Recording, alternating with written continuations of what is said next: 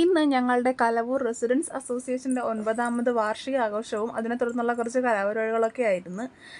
പരിപാടി തുടങ്ങാൻ 5 മണിയാണ് സമയം പറഞ്ഞിരുന്നെങ്കിലും പരിപാടി തുടങ്ങിയപ്പോൾ ഏകദേശം ഒരു 7 മണി ആയിട്ടുണ്ടായിരുന്നു. എല്ലാം കഴിഞ്ഞു കാണുമെന്നും പറഞ്ഞ് ഞങ്ങൾ ചെന്നപ്പോഴത്തേക്കാണെങ്കിൽ അവിടെ എല്ലാം തുടങ്ങുന്നതേ ഉണ്ടായിരുന്നുള്ളൂ. കലവൂർ സ്കൂളിലാണ് പരിപാടിയെല്ലാം നടന്നത്. അപ്പോൾ ആ സ്കൂളിൻ്റെ സൈഡിലായിട്ട് തന്നെ കുട്ടികൾക്ക് കളിക്കാൻ വേണ്ടിയിട്ട് പാർക്ക് പോലെയൊക്കെ, ഇപ്പോൾ എല്ലാ സ്കൂളിലും അങ്ങനെയൊക്കെ ഉണ്ടാവുമല്ലോ.